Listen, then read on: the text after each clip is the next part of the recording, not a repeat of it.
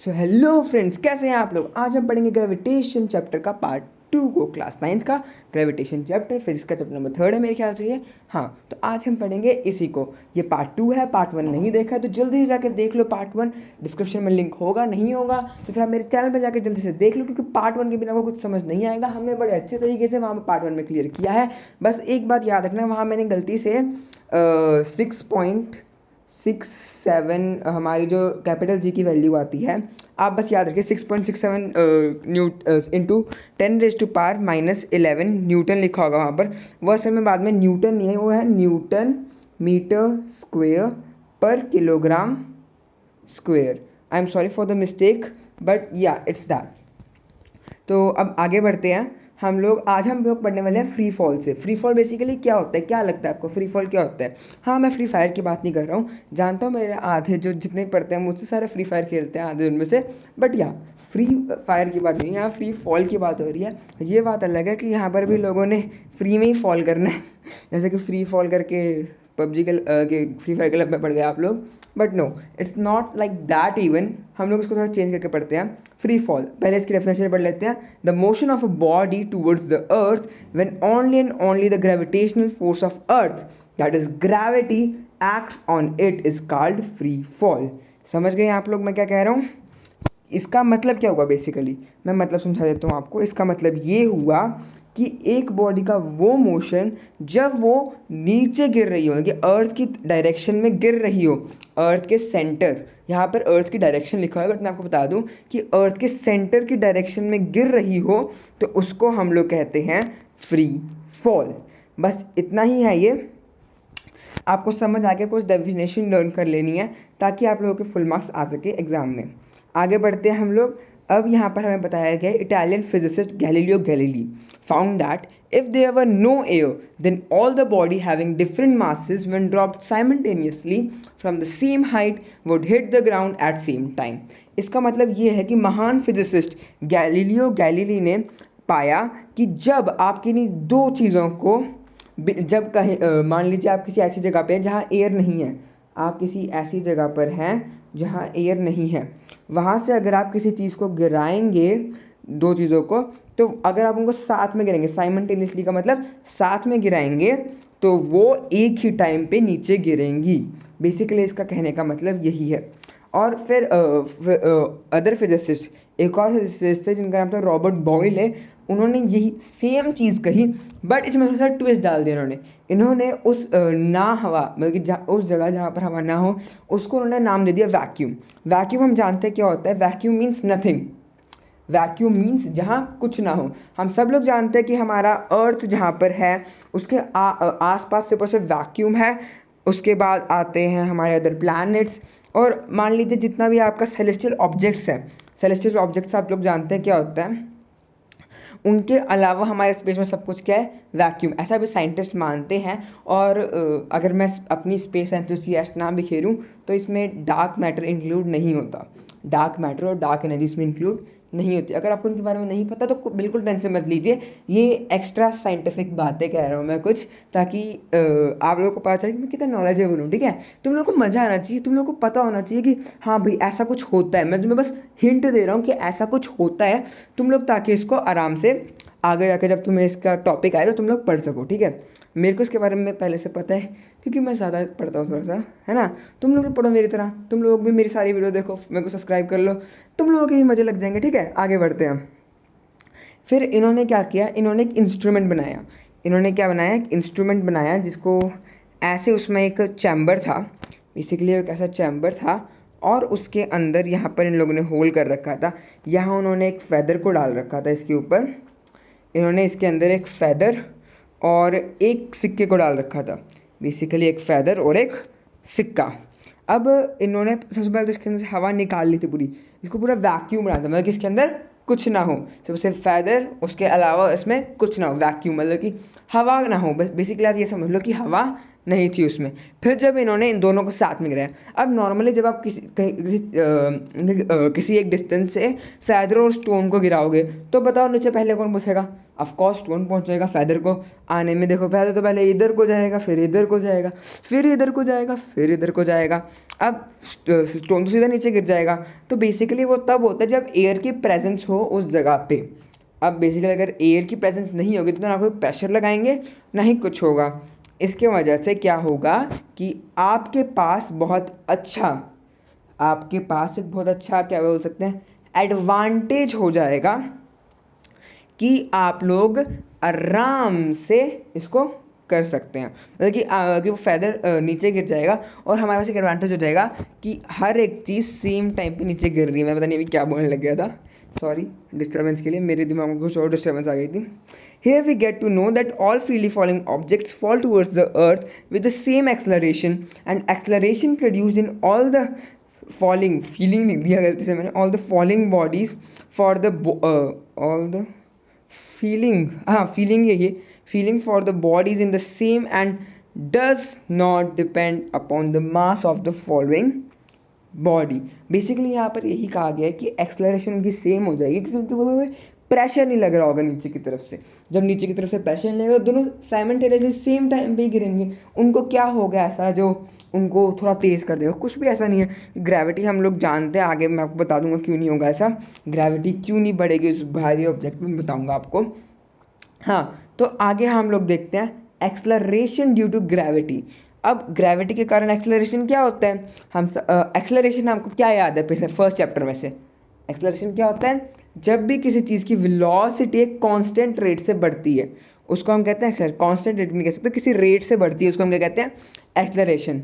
ठीक है, तो अब ड्यू टू ग्रेविटी अब किसी चीज़ की जब किसी चीज़ की एक्सलरेशन ग्रेविटी के कारण बढ़ती है उसको हम कहते हैं एक्सलरेशन ड्यू टू ग्रेविटी। और इसका हम लोगों ने एक साइन बना रखा है। साइन कैसा बना रखा है? Small G. अब आपको याद होगा हमने यूनिवर्सल ग्रेविटेशनल कांस्टेंट का साइन क्या बना रखा था? Capital G. तो बस कैपिटल जी है यूनिवर्सल ग्रेविटेशनल कांस्टेंट का सिंबल और स्मॉल जी है एक्सलरेशन ड्यू टू ग्रेविटी का सिंबल। उम्मीद है आपको समझ आ गया हो। अब एक्सलरेशन ड्यू टू ग्रेविटी के एक बार हम लोग डेफिनेशन सुन लेते हैं। Acceleration produced in a freely falling body due to gravitational pull of the earth is called acceleration due to gravity. तो आप लोग शायद समझ गए हो कि क्या बोलना चाहते हैं यहाँ पर। यहाँ बोला गया है कि किसी भी फ्रीली फॉलिंग बॉडी पे अर्थ के ग्रेविटेशनल पुल के कारण जो एक्सलरेशन होती है उसको हम लोग क्या कहते हैं? एक्सलरेशन ड्यू टू ग्रेविटी उल्फ स्मॉल जी। अब इसकी मैथमेटिकल फॉर्म क्या है? इसकी मैथमेटिकल फॉर्म है small G is equal to capital G into capital M upon capital R square. अब यहाँ मैं बता दूँ क्या क्या किस के लिए स्टैंड करता है। यहाँ पर स्मॉल जी स्टैंड करता है एक्सलरेशन ड्यू टू ग्रेविटी के लिए, कैपिटल जी स्टैंड करता है यूनिवर्सल ग्रेविटेशनल कांस्टेंट के लिए, यहाँ पर हमारे पास कैपिटल एम स्टैंड करता है मास ऑफ अर्थ के लिए। अर्थ का पूरा मास आप जानते हैं क्या होता है, उसकी पूरी क्वांटिटी ऑफ मैटर। हम लोग आगे इसको अभी इसी पार्ट में पढ़ लेंगे, चिंता मत कीजिए, मैं आपको और अच्छे से समझा दूंगा। और हमारे पास जो यहाँ पर आर आता है ये स्टैंड करता है रेडियस ऑफ अर्थ के लिए।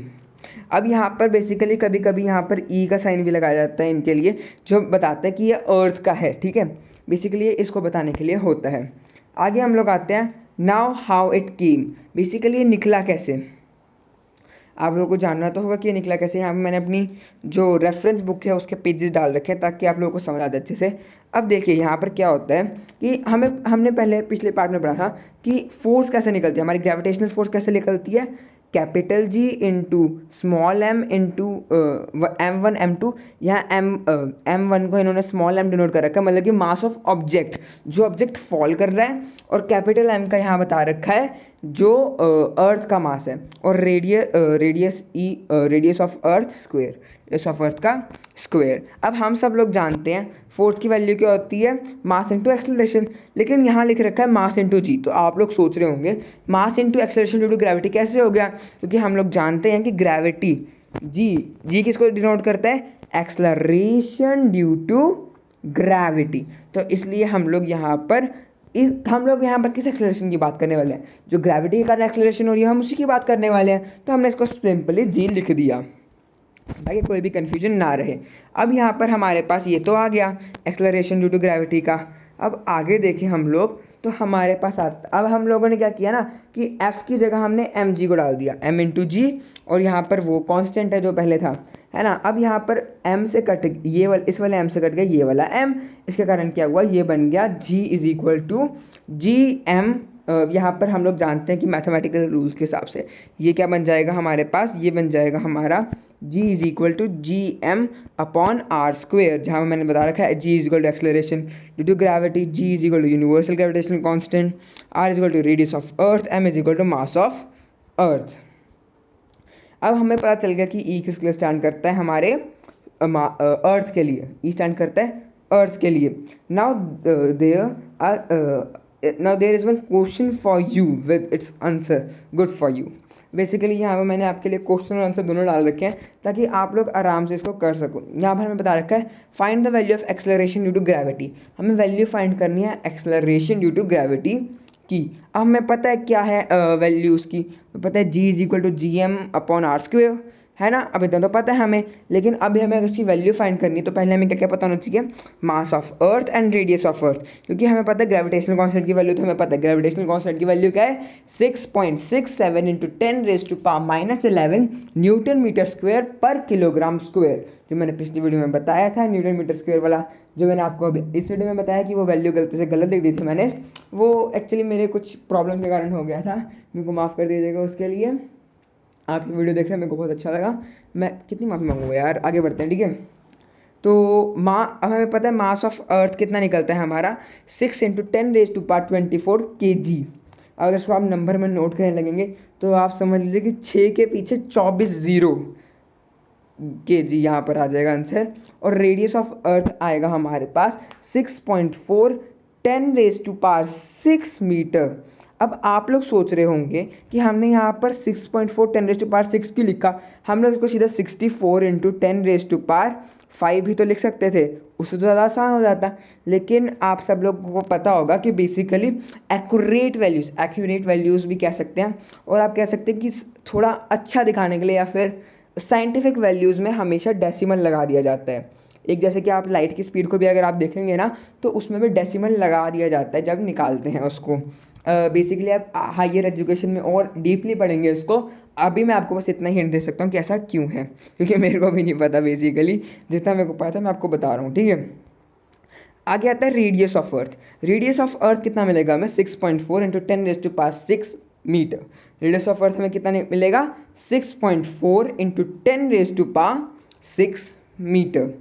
और हमारे पास आगे आ जाएगा, अब जब हम लोग इनको पूरी वैल्यूज़ को डालेंगे तो हमारे पास बनेगा 6.67 इंटू 10⁻11 न्यूटन मीटर स्क्वायर पर kg square into 6 into 10⁻24 kg upon 6.4 into 10⁻6 metre square whole square यहाँ पर आ जाएगा।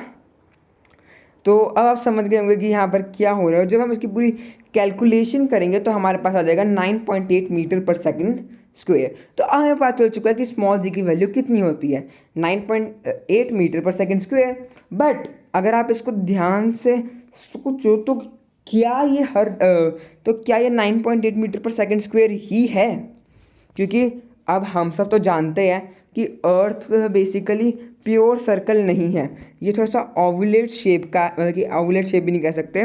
बेसिकली अगर आप गूगल पे लिखोगे कि रियल शेप ऑफ अर्थ तो वो कुछ ऐसा बताएगा, बेसिकली कुछ ऐसा वैसे ही बताएगा, लाइक थोड़े से बम्प निकले हुए हैं जैसे कि ऐसे बताएगा अर्थ की शेप। तो उसके हिसाब से अगर आप देखें तो हमें पता चलता है, अगर मान लीजिए ओवलेट शेप की भी है तो आप जानते हैं कि इतना रेडियस और इतना रेडियस क्या दोनों सेम है, बताइए। मान लीजिए ये लाइन A है, ये रेडियस B है, तो क्या ये दोनों की वैल्यू सेम है?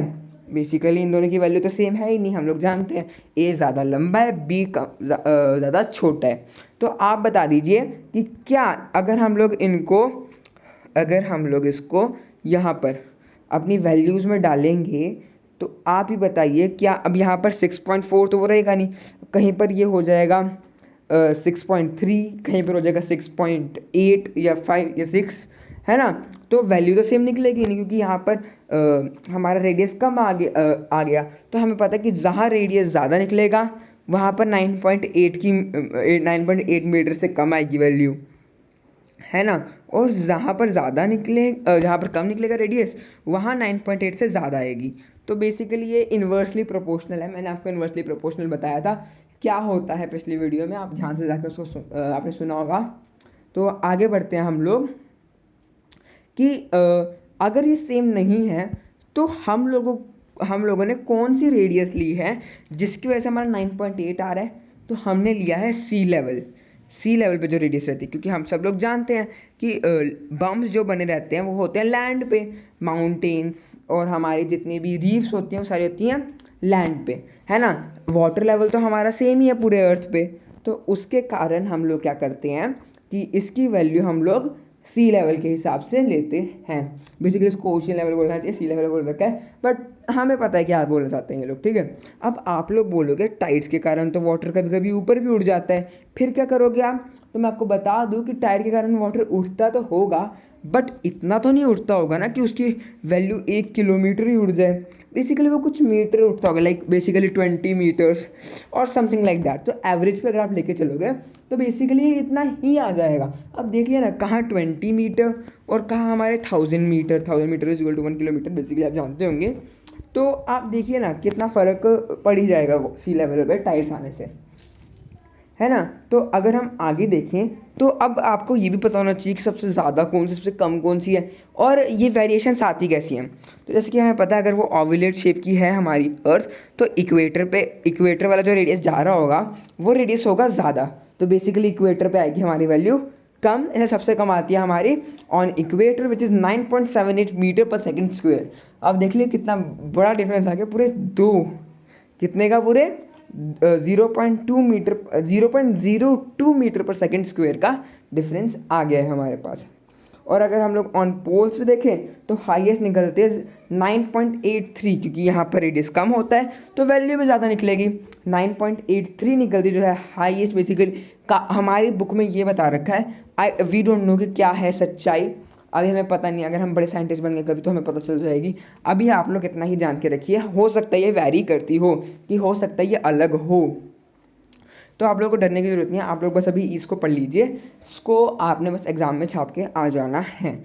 तो ऑन पोल्स कितनी रहती है 9.83, हाईएस्ट बेसिकली बता रखा है हमें। तो आगे बढ़ते हैं हम लोग, difference between small G and capital जी।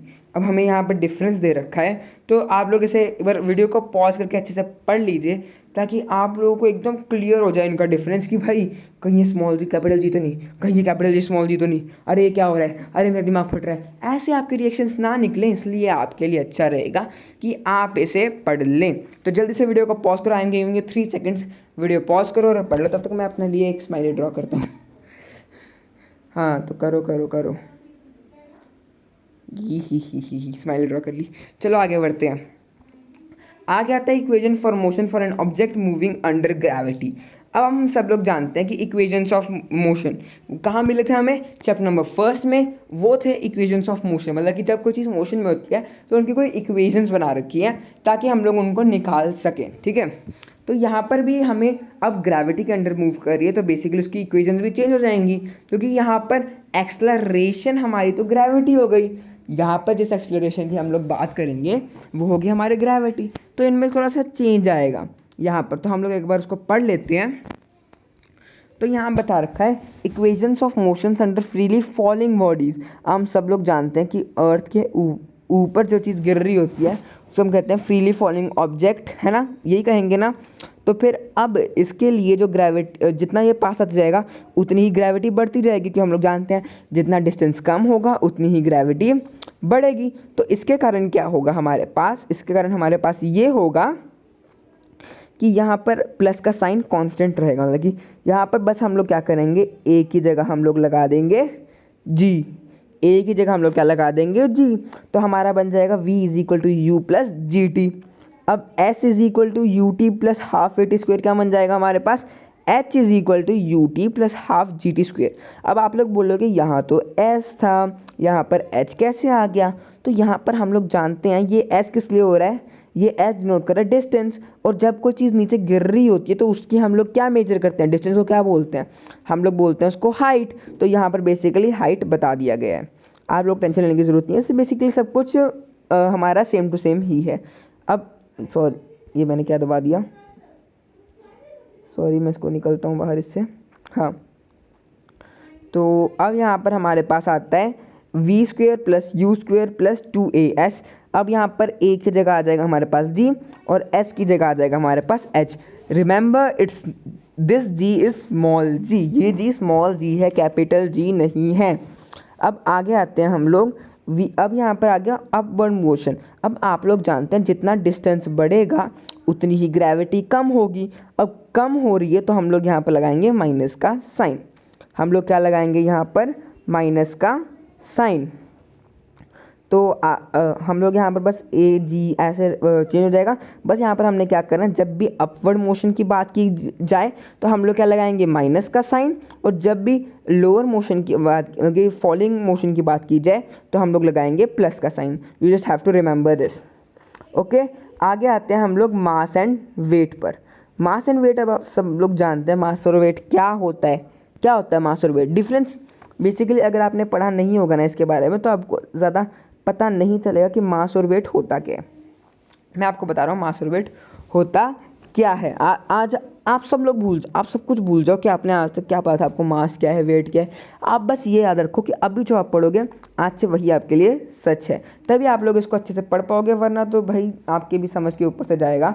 जैसे काफ़ी बच्चों के समझ के ऊपर से जाता है कि भाई मास अलग कैसे हो गया, वेट अलग कैसे हो गया। इसलिए मैं आपको एडवाइस दे रहा हूँ, you just have to learn what I tell you. अभी आप वही लर्न करो जो मैं आपको बता रहा हूँ, बाद में हम लोग सोचेंगे कि ये ऐसा कैसे हुआ, वैसा कैसे हुआ। अभी आप लोग ये सुनो जो मैं कह रहा हूँ, वरना फिर आपके मन में बहुत सारी गलतफहमियाँ आ जाएंगी और फिर हम सब लोग कंफ्यूज होकर रह जाएंगे। ठीक है, तो स्टार्ट करते हैं। अब मास की डेफिनेशन हमारे पास क्या दे रखी है, it is the quantity of matter possessed by an object, it is an instinct property of matter donated by M और एम, कैपिटल एम और स्मॉल एम। अब बेसिकली आपको ना ये पीछे वाली लाइन नहीं पढ़नी, ये ऑब्जेक्ट के बाद वाली लाइन नहीं पढ़नी, ये बेसिकली बेकार है, इसको आपको पढ़ना नहीं है। आपने बेसिकली क्या पढ़ना है, mass is the quantity of matter possessed by object. अब मैटर चैप्टर तो आपने पढ़ ही लिया होगा केमिस्ट्री में। मैटर क्या होता है, anything which occupies space and have मास। अब आप देखो मैटर के उसमें क्या आता है, मैटर की डेफिनेशन में anything which occupies space and have मास। अब मास की डेफिनेशन में मैटर आ रहा है, मैटर की डेफिनेशन में मास आ रहा है, ये क्या पंगा होगा भाई। ये इसलिए है क्योंकि ये दोनों रिलेटेड टर्म्स हैं, रिलेटेड टर्म्स। अब जितना ज़्यादा मास होगा, अगर आपका मास मान लीजिए है 1, अब मैं इसकी यूनिट अभी के डिस्क्लोज कर रहा हूँ, 1 kg। आपको याद रखना पड़ेगा कि मास की एसआई यूनिट कितनी होती है, kg। मास की एसआई यूनिट क्या होती है, kg। तो अगर हम लोग देखें तो यहाँ पर मान लीजिए आपके अंदर मास है 1 kg, इसका मतलब ये है कि आपके अंदर 1 kg ऑफ मैटर है। आपके अंदर कितना है, 1 kg ऑफ मैटर, और उस मैटर में चाहे कुछ भी हो, किसी भी टाइप के एटम्स हों ना हो, आपको उससे फ़र्क नहीं पड़ता। मैंने बस आपको कंफ्यूज करने के लिए बोला था ऐसा, ताकि आप लोग समझ जाओ कि डेफिनेशंस पे नहीं जाना कभी भी, आपको अंदर ही समझना, रट्टे नहीं मारने। रट्टे मारोगे तो ऐसे पॉइंट पे कंफ्यूज हो जाओगे, इसलिए आपको समझना है और उसी के हिसाब से अपना डिसीजन लेना है कि आपको इसमें क्या लिखना है। और हाँ, कोई भी डाउट है तो आप मुझसे भी पूछ सकते हो, और टीचर से ज़रूर जाके पूछना, ताकि अगर मैं भी गलत बता दूँ तो आपके टीचर आपको गलत ना बताए। ठीक है, तो मेरे से ज़रूर पूछना कोई भी डाउट आ जाए तो, मेरे को आजकल शौक चढ़ रहा है लोगों का डाउट सॉल्व करने का। ठीक है, तो मेरे से ज़रूर पूछना। हाँ, तो आगे हम लोग देखते हैं मास क्या हुआ, एक ऑब्जेक्ट है, इसके अंदर कितना मैटर है, इसकी क्वांटिटी जो होगी वो होगी हमारी मास। सिंपल है ना। अब हम लोग वेट की डेफिनेशन भी देख लेते हैं। वेट क्या होगा हमारा, the weight of an object of earth, किसी भी अर्थ के ऑब्जेक्ट, इसको आप अर्थ के ऑब्जेक्ट मत लो, ऑन अर्थ ले लो। ठीक है, ये ऑफ अर्थ बुक में थोड़ा सा गलत लिखा हुआ है, शायद मिसप्रिंट हो गया होगा, इसलिए मैंने यही लिख दिया, बट ऑन अर्थ लिखना है आपने। ठीक है, on earth is equal to the force through which it is attracted towards the earth. अब बेसिकली सिर्फ अर्थ पे नहीं होता, ये हर जगह होता है, बट या आपको इसको क्या लेके चलना है, इसको आपने लेके चलना है, अभी अर्थ लिख देना है, बाद में आप कहीं और लिख सकते हैं। ठीक है, बाद में आप लिख सकते हैं टूवर्ड्स एनी सेलेस्टियल ऑब्जेक्ट, या फिर अर्थ लिखिए आप। ठीक है, डेफिनेशन में आपकी ये चल जाएगा, पर समझना आपको पता होना चाहिए कि ये किस बारे में बात हो रही है। डेफिनेशन पे नहीं जाना, रट्टे नहीं मारने। समझ आ गया? हाँ, तो यहाँ पर हमें बता रखा है वेट क्या होता है, is equal to the force. अब जैसे कि हमें पता है ग्रेविटी क्या है, फोर्स है, हमें पता है ना ग्रेविटी एक फोर्स है, तो बेसिकली हमें यहाँ पर भी यही बता रखा है वेट क्या है हमारे पास, वेट एक फोर्स है। वेट क्या है, एक फोर्स है, जिस फोर्स से अर्थ पे कोई भी चीज़ अट्रैक्ट हो रही है। अब आप लोग बोलोगे फोर्स की यूनिट तो होती है न्यूटन, बट वेट को तो हम मेजर करते हैं इन किलोग्राम, ऐसा क्यों? तो मैं आपको बोलूँगा कि आपने अभी तक जितना पढ़ा सुना ये सब कुछ गलत है। असल में फोर्स, आप जब वेट की बात करते हो ना, तो असल में आप अपने मास के बारे में बात करना चाहते हो। वेट होता है वो फोर्स जिससे आप अट्रैक्ट हो रहे हो, असल में आप उस टाइम मास की बात करना चाहते हो, बट क्योंकि आपने बचपन में सुना कि वो वेट होता है, इसलिए आप उसको वेट ही बोलते हो। तो बेसिकली आज से आपसे कोई पूछे आपका वेट कितना है, तो आपको उसको निकाल के बताना पड़ेगा। कैसे निकालते हैं वेट को? वेट का फॉर्मूला होता है m इंटू जी, m इंटू जी, मास इंटू ग्रेविटी। अब बेसिकली हमें पता है कि अर्थ पे ग्रेविटी कितनी है। अब यहाँ पर ये जो ग्रेविटी जी आ रहा है ना, इसका साइन का मतलब सिर्फ अर्थ का नहीं है, इसका मतलब on every single celestial object का है। मतलब कि उस ऑब्जेक्ट का कि अब आपको पहले तो उस जगह की ग्रेविटी निकालनी पड़ेगी। लाइक अगर आप मून पर जा रहे हो तो आपको पहले मून की ग्रेविटी निकालनी पड़ेगी, उसको आपको अपने मास से मल्टीप्लाई करना पड़ेगा, फिर जाके आपका आंसर निकलेगा। समझ आ गया? और इसकी बेसिकली ऐसा यूनिट बेसिकली हम लोग इसको कहते हैं न्यूटन। अब क्यों होती है मैं आपको बताता हूँ। अब देखो मास की ऐसा यूनिट क्या होती है, हमारे पास मास की ऐसा यूनिट होती है केजी, हम सब जानते हैं। और बताइए आपके पास ग्रेविटी की ऐसा यूनिट, मतलब एक्सेलरेशन ड्यू टू ग्रेविटी की ऐसा यूनिट क्या होगी? अब एक्सेलरेशन तो है तो क्या होगी उसकी, मीटर पर सेकेंड स्क्वेयर, है ना? तो आप बताइए केजी मीटर पर सेकेंड स्क्वेयर क्या होता है, इज इक्वल टू एन, माने तो हमारा न्यूटन। तो बेसिकली इसलिए इसकी यूनिट किस में निकलती है, न्यूटन में। अब आप बोलोगे कि भैया अगर मेरा वेट 40 kg आज तक मैं जानता था, अब ये तो हो गया मेरा मास, तो अब आप बताइए कि मेरा पूरा अर्थ पे मेरा वेट कितना होगा, अर्थ पे मेरा वेट कितना होगा?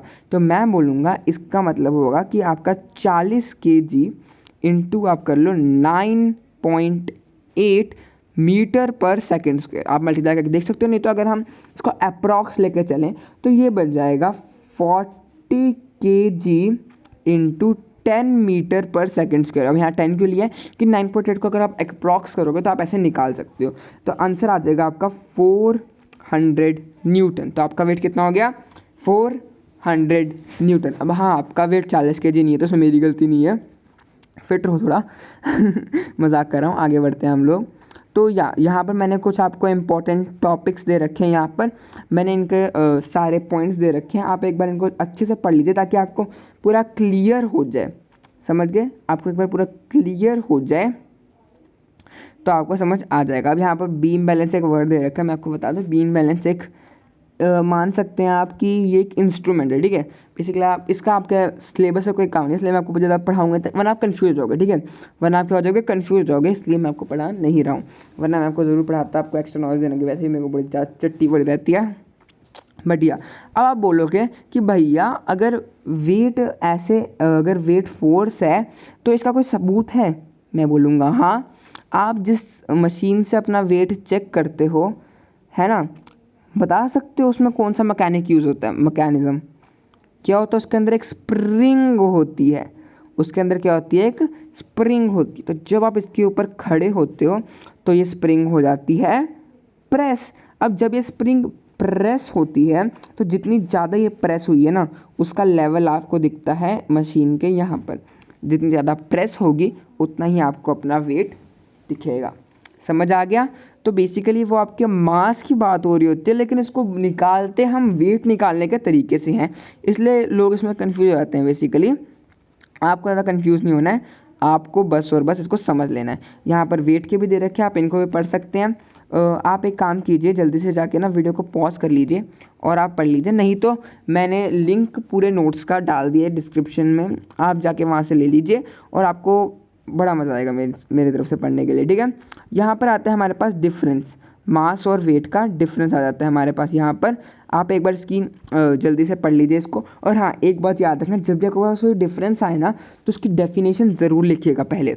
अगर आपने उसकी डेफिनेशन पहले नहीं लिखी तो आपको बहुत ज़्यादा घाटा हो सकता है, क्योंकि मेरी मैडम ने मेरे को बताया कि अगर आप डेफिनेशन नहीं लिखते हो तो एग्ज़ाम में आपके मार्क्स कटेंगे। अगर वो आपका 2 मार्क्स का क्वेश्चन होगा तो अगर आपने बस डेफिनेशन नहीं लिखी तो आपका 1 मार्क्स कट जाएगा, चाहे आपने फिर 10 पॉइंट क्यों ना लिखे हो, इसमें आपकी गलती होगी। तो आप सारे पॉइंट्स एक बार पढ़ लीजिए, याद भी कर सकते हैं, नहीं तो आपके नोट्स में तो आपको मिल ही जाएंगे, वहाँ से जाके आप पढ़ सकते हैं। अब यहाँ पर मैंने बेसिकली एक न्यूमेरिकल दे रखा है ताकि आप लोगों को समझ आ जाए कैसे करते हैं। तो यहाँ पर मैं बोल रखा है कि आप निकाल लो वेट निकाल लेते हैं, ठीक है। वेट निकाल लेते हैं, यहाँ पर वेट आ जाएगा हमारे पास यहाँ पर मास। अब यहाँ मास निकालने को बोल रखे हैं, हमें यहाँ पर वेट दे रखा है और हमें यहाँ पर क्या निकालना है, मास। अब यहाँ पर आप जानते हो मैथमेटिकली कैसे होगा, आप एक बार इसको देख लो। समझ नहीं आया तो मैं समझा देता हूँ। आप बताइए वेट का फॉर्मूला क्या निकाला था हमने, weight is equal to M into G. तो अब आप जानते हैं कि हमें यहाँ पर मास निकालना है, तो हम जी को शिफ्ट कर देंगे यहाँ पर, यहाँ जी मल्टीप्लाई हो रहा था, वहाँ जाके डिवाइड हो जाएगा, तो क्या बन जाएगा, weight upon G is equal to M. तो वेट है हमारे पास यहाँ पर दे रखा है 98 न्यूटन्स। 90 न्यूटन्स को हम लिख देंगे केजी मीटर पर सेकंड स्क्वायर। उसके बाद हमें यहाँ पर हम जानते हैं अर्थ पे है, अर्थ पे एक्सेलरेशन की वैल्यू कितनी होती है, 9.8 मीटर पर सेकंड स्क्वायर। यहाँ मीटर पर सेकंड स्क्वायर कट जाएगा मीटर पर सेकंड स्क्वायर से, आंसर 9.8 कट जाएगा, इससे बन जाएगा 10, तो आंसर आ जाएगा हमारे पास 10 kg। उम्मीद है आप लोग समझ गए हो। यहाँ पर हमारे पास न्यूटन्स लॉ ऑफ ग्रेविटेशन फिर से दे रखा है रिवीजन करने के लिए, फोर्स ऑफ ग्रेविटेशन दे रखा है। उम्मीद है आपको वीडियो पसंद आई हो।